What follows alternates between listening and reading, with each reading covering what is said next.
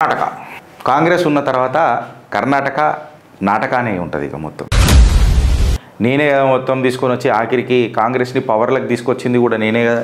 తీసుకొచ్చిన తర్వాత లాస్ట్కి ఇప్పుడు సిద్ధరామయ్యకి ఇచ్చినారు. దాని తర్వాత షేరింగ్ అని అన్నారు. 2.5 years నువ్వు 2.5 years నేను అని అన్నారు. ఇప్పుడు సిద్ధరామయ్య గద్ద దిగే ప్రసక్తే లేదని అంటున్నాడు.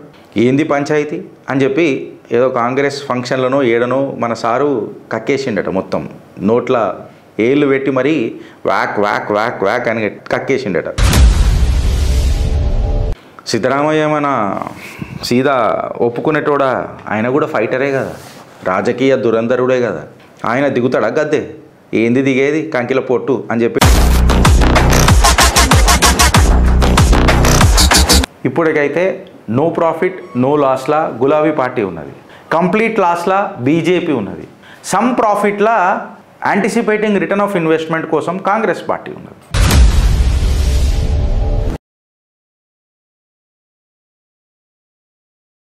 కర్ణాటక కాంగ్రెస్ ఉన్న తర్వాత కర్ణాటక నాటకానే ఉంటుంది. ఇక మొత్తం డీకే శివకుమార్ గారు బగావత్ చేస్తున్నారు.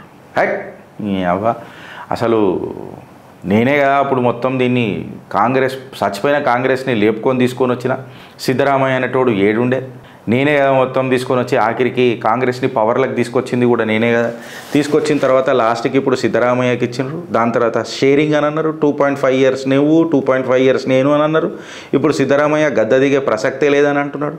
ఏంది పంచాయతీ అని చెప్పి ఏదో కాంగ్రెస్ ఫంక్షన్లనో ఏడనో మన సారు కక్కేసిండట. మొత్తం నోట్ల ఏళ్ళు పెట్టి మరీ వ్యాక్ వ్యాక్ వ్యాక్ వ్యాక్ అని కక్కేసిండట.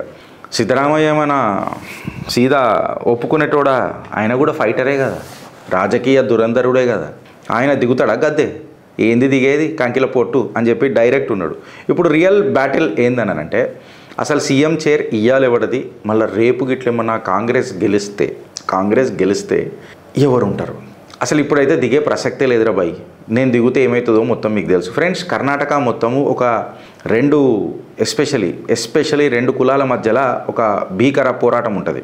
పోరాటం అంటే సీఎం గద్దె కోసం భీకర పోరాటం ఉంటుంది. ఒకటి ఒక్కలిగా, ఇంకొకటి లింగాయత్.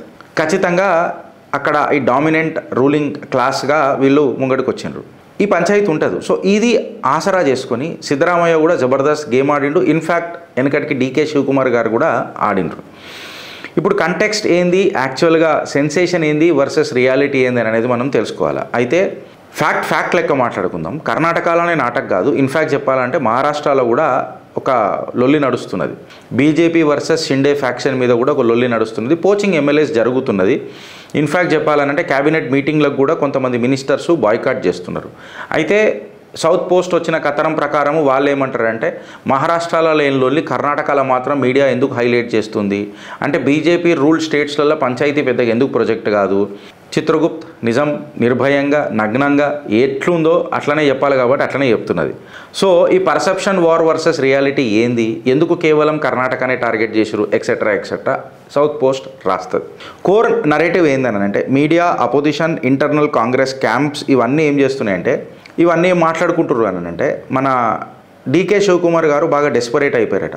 కాకపోతే సిద్ధరామయ్య గారు కూడా జరగరు అని చెప్పి వాళ్ళు విశ్లేషకారులు మాట్లాడుకుంటారు. ఎస్పెషల్లీ కర్ణాటక రాజకీయ అనలిస్టులు. అబ్సల్యూట్గా చెప్పాలనంటే ప్రభుత్వానికి ఏం థ్రెట్ లేదు, కాకపోతే గవర్నమెంట్ కూడా స్టేబుల్గా లేదు. పర్సెప్షన్ ఆఫ్ క్రైసిస్ అనేది జబర్దస్త్గా నడుస్తుంది కర్ణాటకలో. ఏం నడుస్తుంది గిరీష్ అని చెప్పి మాట్లాడితే ఇవాళ కాంగ్రెస్ పార్టీ ఆర్ ఏఐసిసి ఏదైతుందో సిద్ధరామయ్యని డైరెక్ట్గా టార్గెట్ చేయలేదు. బికాజ్ సిద్ధరామయ్య అనే వ్యక్తి ఒక mass leader. Minority vote bank కోసం అయితే ఏదైనా చేసేస్తాడు. మైనారిటీ ఓట్ బ్యాంక్ కోసం ఏదంటే అది. ఇక నేను పచ్చిగా చెప్పాలా పొద్దున అనంటే ఇక మంచిగుండదు కాబట్టి ఏదైనా ఆగిన సోమవారం పూట. సో మైనారిటీల కోసం ఏదైనా చేసేస్తాడు. ఓబీసీ మన కురుబా క్యాస్ట్కి చెందిన నాయకుడు అన్న నేను అనుకుంటున్నా మన సిద్ధరామయ్య గారు. ఇంకా దళిత్ ఓట్ బ్యాంక్ కూడా మనోళ్ళకు. ఇన్ఫ్యాక్ట్ ఇక నేనేమంటున్నానంటే ఈ కన్వర్జేషన్లో ఈ నరేటివ్లో మైనారిటీస్ ఆశీర్వాదమైన గట్టిగున్నది, ఓబీసీస్ ఆశీర్వాదమైన గట్టిగున్నది. ఇన్ఫ్యాక్ట్ చెప్పాలనంటే దళితుల ఆశీర్వాదం కూడా సిద్ధరామయ్య గారికి గట్టిగున్నది. అయితే ఇప్పుడు ఈ పదవి అనేది సిద్ధరామయ్య నుంచి తీసేసి డీకే శివకుమార్కి ఇచ్చిర్రనంటే ఖచ్చితంగా రోల్డ్ గోల్డ్ అయిపోతుంది ఆడ. ఈ మొన్నటిదాకా గోల్డ్ ఉండే కదా కర్ణాటకలో, ఇప్పుడు రోల్డ్ గోల్డా అని చెప్పి సీదా అయిపోతుంది. ఇది నేను అనుకున్న మాట కాదు, ఏఐసిసి అనుకుంటున్న మాట. ఇప్పుడు గోల్డ్ ఎవరు, రోల్డ్ గోల్డ్ ఎవరు అని అనేది గిరీష్ గాడో, సౌత్ పోస్టో, సౌత్ ఫస్టో లేదా పలు పత్రికలు డిసైడ్ చేసేది కావు. క్లియర్ కట్గా చెప్పాలని అంటే కాంగ్రెస్ కమిటీ డిసైడ్ చేయాలి. కర్ణాటక కాంగ్రెస్ కమిటీయా లేకపోతే ఏఐసిసియా ఇది చేయాలి. మేబీ ఇవాళ కాంగ్రెస్ భూస్థాపితం అయిపోయి బీజేపీ వస్తుందా, వేరే పార్టీ వస్తుందా, జేడీయూ వస్తుందా, అది పక్కకు పెడదాం. కాంగ్రెస్ స్టేబుల్గానే ఉన్నది, ప్రభుత్వం స్టేబుల్గానే ఉన్నది. కాకపోతే పొలిటికల్ స్టెబిలిటీ మాత్రం ఆడ కరెక్ట్గా లేదు. రిబెల్ గ్రూప్లు స్టార్ట్ అయిపోయినాయి. సెంట్రల్ కమాండ్ ఏఐసిసికి కూడా మొత్తం తెలుసు ఇప్పుడు సిద్ధరామయ్యను జరపడం అనేది కంప్లీట్గా ఒక పొలిటికల్ సూసైడ్ అవుతుందని. అయితే ఇప్పుడు మళ్ళీ శివకుమార్ గారి రియాలిటీ చెక్ ఏంది అని అంటే, శివకుమార్ గారు సీఎం కావాలనుకుంటారా? ఎస్, ఖచ్చితంగా కావాలనుకుంటారు. బట్ సిద్ధరామయ్య గారిని రీప్లేస్ చేయగలుగుతారా? సవాలే లేదు. నేను ఛాలెంజ్ చేస్తున్నా, డంకెప్పే చోటు చెప్తున్నా, అసలు కుదరదు. అది ఆ విషయం ఆయనకు కూడా తెలుసు పాపం. ఇంకా కరెక్ట్గా చెప్పాలని అంటే ఇమ్మీడియట్ టేక్ ఓవర్ శివకుమార్ గారికి ఉంటుందా అంటే అసలే ఉండదు. రాహుల్ గాంధీ గారు ఏమైనా అష్యూరెన్స్ ఇస్తారా అంటే ఆయనకే అష్యూరెన్స్ లేకపోయి డీకే శివకుమార్ గారికి ఏమి ఇస్తాడు? నిజంగా చెప్పాలని అంటే కంప్లీట్గా కర్ణాటకలో పెద్దపీట వేసి కాంగ్రెస్ని గెలిపించిందే డీకే శివకుమార్. సో మళ్ళీ ఏమైనా అష్యూరెన్స్ రాహుల్ గాంధీ నుంచో మల్లికార్జున్ ఖార్గే నుంచో ఏమైనా వస్తుందా అని అంటే కాదు. సరే, ఇప్పుడు ఈయన డీకే శివకుమార్ గారు ఏం చేస్తారంటే, ఈసారి నాకేదో బొందలగడ్డల మీద నైతిలు నా కొట్టేసిరు, నా రాజకీయ బొంద పెట్టేసిరు, నన్ను సీఎం కాకుండా నన్ను డిప్యూటీ సీఎం చేసేసి. ఆయననే అన్నాడు, అసలు నాకు డిప్యూటీ సీఎం కావాలని ఇష్టం లేదు, నాకు ఇప్పటికే టీపీసీసీ మన కర్ణాటక పీసీసీ ప్రెసిడెంట్ అయిపోయి నేను చాలా రోజులు ఉన్నా, ఎన్ని రోజులు ఈ భారం మొయ్యాలా, ఇంకా నేను కొత్త పదవికి పోతామని అనుకుంటున్నా, ఎక్సెట్రా ఎక్సెట్రా అని ఆయన ఇండైరెక్ట్గా ఏమనంటే సిద్ధరామయ్య మీరు దిగితే నేను ఎక్కుతా అని అన్నట్టు ఆయన ఒక సంకేతం ఇచ్చిండు. ఆయన నెక్స్ట్ ఏమనుకుంటుండు అంటే సీఎం కావాలా, కోరుకోవడమే కాకుండా అన్డిస్ప్యూటెడ్ సీఎం కావాలనుకుంటుండు. అంటే రైవల్స్ ఉండొద్దు, ప్రాక్సీ క్యాండిడేట్స్ ఉండొద్దు, లాస్ట్ మినిట్ మళ్ళీ సర్ప్రైజెస్ అసలే ఉండొద్దు, ఈసారి చాలా అప్రమత్తంగా ఉండాలా అని చెప్పి చెప్తున్నాడు. 2023 అష్యూరెన్స్ ప్రామిస్ ఏమైంది అని చెప్పి అడుగుతున్నాడు. ఈ స్మూత్ పవర్ ట్రాన్స్ఫర్ అనేది జరుగుతుందా? అసలు సగం దూరంలో కూడా ఉన్నదా శివకుమార్ అన్న? ఫస్ట్ మీరు అర్థం చేసుకోవాలా. అసలు ఫార్మల్ టాక్స్ కూడా ఏమైనా స్టార్ట్ అయినాయని అంటే ఇప్పటిదాకా రికార్డు మీద ఏం లేదు. అయితే శివకుమార్ గారికి కూడా ప్రాక్సీస్తో భయం ఉన్నట్టు క్లియర్ కట్గా అర్థమైపోతుంది. మళ్ళీ వెనుకటికి అన్నయ్య ఈయననే గెలిపించాడు. డబ్బు కాడికేని, మనీ పవర్ కాడికేని, మజిల్ పవర్ కాడికేని రేడ్లు చేయించుకుంటా అన్నీ చేసుకుంటా ఈయననే గెలిచిండు. అయితే కంప్లీట్గా రాజకీయం కర్ణాటకలో అంతా సిద్ధరామయ్య క్యాంప్లో ఫ్లోట్ అవుతున్నది ఇప్పుడు ఇదంతా. ఇప్పుడు సిద్ధరామయ్య ఏం చేసిండంటే, సరే మీరు తీస్తానని అంటారుగా, నేనేమంటున్నా కర్ణాటకలో డైనమిక్స్ మారుద్దాం, కర్ణాటకలో డైనమిక్స్ మార్చి ఒక దళిత్ సీఎంని ఎందుకు పెట్టొద్దు అని చెప్పి సిద్ధరామయ్య కూడా ప్రపోజ్ చేస్తున్నట్టు తెలుస్తుంది. అయితే ఇక్కడ చూడముచ్చటి చక్కదనమైన ముచ్చట ఏందనంటే, కర్ణాటకలో కాంగ్రెస్ గెలిచిన తర్వాత దేశమంతటా ఎస్సీ ఎస్టీ ఓబీసీ అని మాట్లాడే మన ఈయన ఉన్నాడు కదా, ఎవరు Rahul Gandhi, all of the sudden కర్ణాటకలో దళిత్ సీఎం పెట్టాలని చెప్పి ఆనాడు గుర్తురాలే. తన రాజకీయ భవిష్యత్ కోసం ఎవరినో కొలను పెట్టి మందికి నీతులు చెప్పడానికే తిరుగుతాడు ఊరంతా రాహుల్ గాంధీ. సిద్ధరామయ్య ఆయన కుర్చీకి ఏదైనా ప్రాబ్లం వస్తాయని దళిత్ సీఎం అంటున్నాడు. అయితే ఇప్పుడు గిరీష్ గారు ఏమంటాడంటే చిత్రగుప్తు నుంచి, ఎస్సీ ఎస్టీ ఓబీసీ ఓకే, ఇవాళ మీకు ఒక ఆలోచన వచ్చింది మీ రాజకీయ భవిష్యత్ కోసం, ముస్లిం సీఎం ఎందుకు పెట్టరండి? కోసుకుంటారు కదా మీరు అంతా ముస్లింల కోసం, అపీస్మెంట్ కోసం. ముస్లిం సీఎం ఎందుకు పెట్టరండి కాంగ్రెస్లో? ఎందుకు ముస్లింలు అర్హులు కాదా? కాంగ్రెస్లో అది మన కర్ణాటకలో ముస్లింల ఓట్ షేర్ గట్టిగా లేదా? ముస్లింలు కాంగ్రెస్కి ఓట్ వేస్తలేరా? మళ్ళీ ముస్లిం సీఎం అనే ప్రస్తావన ఎందుకు వస్తలేదు? సేమ్ రిపీట్ ఈడ కూడా చూడండి. జూబ్లీ హిల్స్ ఎలక్షన్స్లో గంపగుత్తగా ఓట్లు ముస్లింలై కావాలి కాబట్టి అజరుద్దీన్కి మినిస్ట్రీ వచ్చింది. అప్పటిదాకా తన క్యాబినెట్లో ఒక్క మినిస్ట్రీ లేకపోయి. ఇక ప్రాక్సీలు ఇవన్నీ ఈ పీకుడు ముచ్చట్లు ఎందుకు కానీ చెప్తున్నా. అయితే ఇప్పుడు దళిత్ సీఎం అని చెప్పి సిద్ధరామయ్య మాట్లాడంగానే డీకే శివకుమార్ గారి క్యాంపులో కొంచెం లొల్లి మొదలవుతుంది కదా, ఇరిటేట్ చేస్తుంది కదా. ఇది ఏంద్రాబాయ్ మళ్ళీ మనోడు ఇంకొక చెక్ ఆడుతున్నాడు అని చెప్పి ఒకటి వస్తుంది కదా. అయితే డీకే శివకుమార్ గారికి ఏందనంటే, సిద్ధరామయ్య గారు కూడా వెనకటికి ఒకటే డిప్యూటీ సీఎం ఎందుకండి, ఒక ఇద్దరు ముగ్గురిని పెట్టచ్చు కదా అంటే కాంగ్రెస్ కూడా చాకచక్యంగా ఆడింది సిద్ధరామయ్యకి చెక్ పెట్టడానికి. ఎట్లా అంటే ఒకటే ఒక డిప్యూటీ సీఎంని పెట్టింది, అది మన డీకే శివకుమార్ గారు. అంటే కంప్లీట్ కంట్రోల్ అనేది సిద్ధరామయ్య చేతులకు కూడా గట్టిగా ఇయ్యాలి. రిసోర్స్ మొబిలైజేషన్, లాయాలిటీ, హైకమాండ్ చెప్పింది మేము వింటాము, బొంగేం కాదు అని చెప్పి రాజకీయ విశ్లేషకారులు మాట్లాడుతున్నారు. ఇది ఇప్పటివరకు ఏడ రిటర్న్గా లేదు, ఆర్ టు దట్ మ్యాటర్ వల్బల్ గ్యారంటీ కూడా శివకుమార్ గారికి సక్సెషన్ నెక్స్ట్ ఏమవుతుంది అనేది కూడా ఇప్పటిదాకా చెప్పలేదు. శివకుమార్ గారి క్యాల్కులస్ మ్యాథమెటిక్స్ ఎట్లున్నదని అంటే, నేను కాంగ్రెస్ నిడిచిపెట్టా, కాంగ్రెస్కి బగావత్ చేయ, రిబెల్ గాన్, వెయిట్ చేస్తా, నాకు ఓపిక ఉన్నది, ఆ ఓపిక అనేది నా ఊపిరి. బికాస్ కాంగ్రెస్లో నా లెక్క ఎవడు లేడు, రాహుల్ గాంధీది ఏం లేదు, రాహుల్ గాంధీది కూడా నడవదు, సిద్ధరామయ్య కూడా ఏజ్ అయిపోతున్నది, భవిష్యత్ నాదే కదా అని చెప్పి ఆయన అనుకుంటున్నాడు. ప్లస్ ఇంకొకటి ఆయన ఏమనుకుంటుండంటే, ఇప్పుడు కూడా నేను వకటం లేని మహారాజునే కదా, సిద్ధరామయ్య ఎంపీ కట్టలు కడతాడు అది అని అన్నట్టు ఆయన ఉన్నాడు. దాని తర్వాత నెక్స్ట్ ఎప్పుడైతే నేను అవుతానో నాకు కంప్లీట్ అష్యూరెన్స్ కావాలి. నా కంప్లీట్ అష్యూరెన్స్లో నేను ఎట్లా ఉండాలనంటే నేను అన్డిస్ప్యూటెడ్ ఉండాలి. అప్పుడు ఈ పంచాయతీ అంతా నడవద్దు, నాకు ఇదంతా అన్డిస్ప్యూటెడ్ అంటే అన్డిస్ప్యూటెడే అని చెప్పి శివకుమార్ గారు ఉన్నారు. రియల్ బ్యాటిల్ ఎట్లున్నది అని అంటే నిజంగానే ఆడ పోరు జరుగుతుంది అని అంటే కనబడదు మనకు. శివకుమార్ వర్సెస్ సిద్ధరామయ్య మాత్రం ఇప్పటికీ కూడా పంచాయతీ నడుస్తున్నదని అంటే రాజకీయ సర్కిళ్ళల్లో తెలుసు. క్యాబినెట్ రివోల్ట్ జరుగుతుందా, కొలాప్స్ థ్రెట్ ఏమైనా ఉన్నదా అని అంటే ఏం లేదు. శివకుమార్ గారు కేవలం రేపటి తన రాజకీయ కుర్చీ సెక్యూరిటీ కోసం కొట్లాడుతున్నాడు. సిద్ధరామయ్యనేమో ఇయాలటి నా లెగసీ ఏమవుతుంది అని ఆలోచిస్తున్నాడు. పబ్లిక్ క్లెయిమ్ ఏమవుతున్నారు, పబ్లిక్ ఏమని ఆలోచిస్తున్నారు, వీళ్ళకి పంచాయతీ లేదా. ఎట్లనైనా నేను ఇంకొక 5 years కూడా కంటిన్యూ అవుతా అని చెప్పి సిద్ధరామయ్య కూడా గట్టిగానే తన సర్కిళ్ళల్లో చెప్తున్నాడు. నెక్స్ట్ బడ్జెట్ కూడా నేనే పెడతా అని చెప్పి క్లియర్ కట్గా చెప్తున్నాడు. మళ్ళీ ఆయనను రీప్లేస్ చేసే సత్తా ఏఐసిసికి ఉన్నదా, శివకుమార్ గారికి సిద్ధరామయ్యకు తెలిసినంత రాజకీయ చతురత ఉన్నదా, చాణక్యం ఉన్నదా, పార్టీని గెలిపించినోడు లోపల ఎందుకు గెలవలేకపోతున్నాడు ఏఐసిసిలా అనేది ఒక పెద్ద క్వశ్చన్. హైకమాండ్ ఏం డిసైడ్ చేస్తుంది అన్నది ఇంకొక క్వశ్చన్.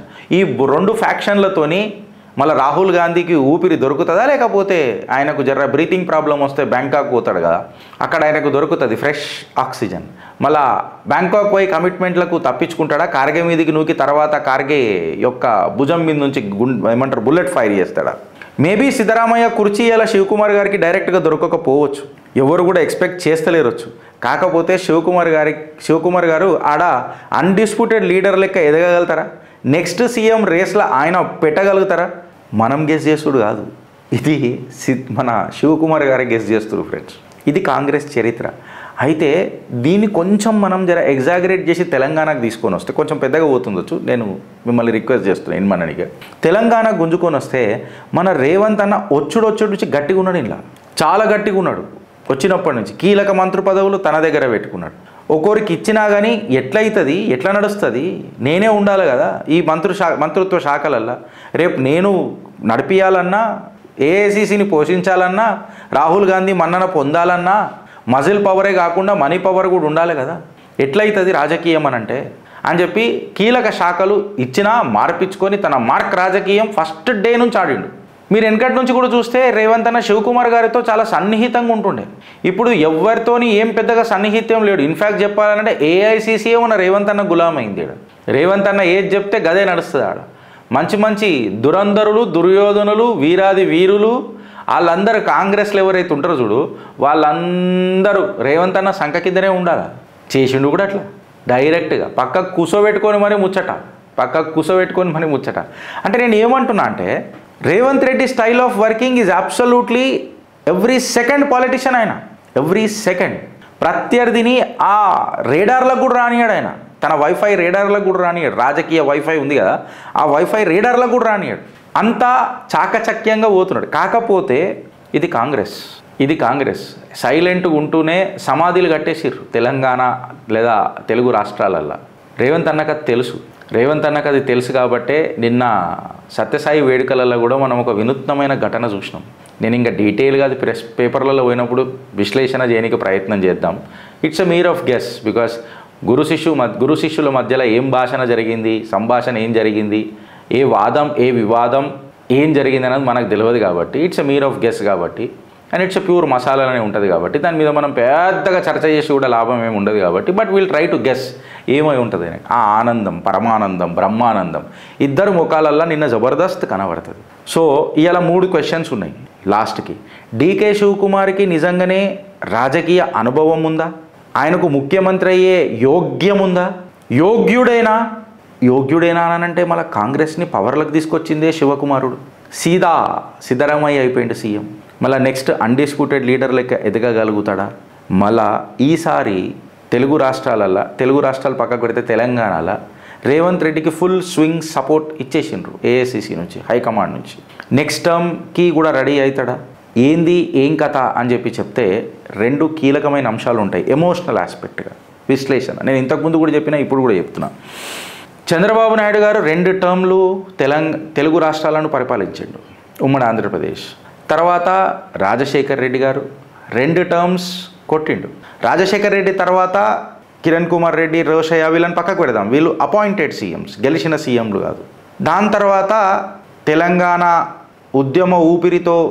ఉద్యమానితో ఊపిరి పోసుకున్న చంద్రశేఖర్ రావు గారు, ఆయన 2 టర్మ్స్ కొట్టిండు. సీక్వెన్స్ చూడుర్రి, చంద్రబాబు నాయుడు గారు, రాజశేఖర్ రెడ్డి గారు, కేసీఆర్ గారు. Now comes Revanth Reddy. Logically from the perspective of magically, logically కాదు మ్యాజికలీ, పర్సెప్షన్ వైజ్ 2 టర్మ్లు రేవంత్ రెడ్డి ఖచ్చితంగా గెలికే ప్రయత్నం చేస్తాడా అని అంటే జూబ్లీ హిల్స్ అది ఒక క్వార్టర్ ఫైనల్ లెక్క ముంగడికి పోయింది. బట్ ప్రభుత్వం మీద వ్యతిరేకత ఇప్పుడు ఆ ఎలక్షన్ని నువ్వు తీసుకోలేవు గిరీష్, ఎందుకనంటే నడిచింది నడిపిద్దాము, దీని మీద ఇప్పుడే చర్చ ఎందుకు, అప్పుడు కొడదాం కదా దెబ్బ అనే తత్వంలో పర్సెప్షన్ నడుస్తుందా? మీ కమెంట్ రూపంలో చెప్పండి. రేవంత్ రెడ్డి ముఖ్యమంత్రి పదవి అప్రమత్తంగా ఉండాలనా, లేకపోతే గెలిచేసిండా? ఎందుకంటే ఇక్కడ నుంచి మీకు ముఖ్యమంత్రి అననే ఒక అంశం ఉండదు. ఎందుకనంటే ఎలక్షన్ బరిలకు వెళ్ళిపోయింది ఇక తెలంగాణ. ఇప్పుడు ఇక లోకల్ బాడీ ఎలక్షన్స్ నుంచి మన పంచాయతీరాజ్ ఎలక్షన్స్, జిహెచ్ఎంసీ ఎలక్షన్స్, మళ్ళీ ఇప్పుడు డిఫెక్షన్ అయిన ఎమ్మెల్యే ఎలక్షన్స్, వీడికేనిగా ఇక మొత్తం ఎలక్షన్ మోడ్లలోనే పనిచేస్తాడు రేవంత్ అన్న. కంప్లీట్ స్క్రిప్ట్ కూడా ఈ ఎలక్షన్ ఓడిపోతే రేవంత్ అన్నకి ఏమవుతుంది, ఆ ఎలక్షన్ ఓడిపోతే రేవంత్ అన్నకి ఏమవుతుంది, ఇదే కాన్సెప్ట్లో నడుస్తుంటుంది. పరిపాలన మీద దృష్టి అనేది డైవర్ట్ అయిపోతుంది కంప్లీట్గా. So he has successfully steered the party, successfully stir చేసిండు పార్టీని. ఎక్కడ దాకా అని అంటే మళ్ళా సొమ్ము సొంతం చేసుకోనికే, సొమ్ము అంటే ఎన్నో రకాలుగా ఉంటాయి, సొమ్ము అంటే పైసలే కావు. సో లాజికల్గా మాట్లాడుతున్నా. సో సొమ్ము సొంతం చేసుకున్నాడా, లేకపోతే అధికారం కన్సిస్టెంట్గా సస్టైన్ చేయగలుగుతాడా, అది కూడా వితౌట్ సూపర్విజన్ మోడ్లో అనేది ఒక పెద్ద క్వశ్చన్. మీ కమెంట్ రూపంలో చెప్పండి ఫ్రెండ్స్, ఎందుకంటే నేను కూడా కన్ఫ్యూజన్లోనే ఉన్నా. ఎందుకంటే హిందూ అనేటోడు జూబ్లీ హిల్స్ తీర్పులో ఎట్లేసిండు అనేది మనం చూసినాం. కొంతమంది గతరగతలు ఒరుతున్నారు, కానీ ఫస్ట్ వాళ్ళు ఏం చేసిరు అనేది చెప్పు మనం అంధకార పక్షాన్ని. దాని తర్వాత ఒక క్లారిటీ వస్తుంది తెలంగాణ రాజకీయాలలో. ఇప్పటికైతే నో ప్రాఫిట్ నో లాస్లా గులాబీ పార్టీ ఉన్నది, కంప్లీట్ లాస్లా బీజేపీ ఉన్నది, సమ్ ప్రాఫిట్లా యాంటిసిపేటింగ్ రిటర్న్ ఆఫ్ ఇన్వెస్ట్మెంట్ కోసం కాంగ్రెస్ పార్టీ ఉన్నది. మేము చెప్పింది కరెక్టా రాంగా? మీ కామెంట్ రూపంలో చెప్పు ఫ్రెండ్స్. భారత్ మాతాకి జై.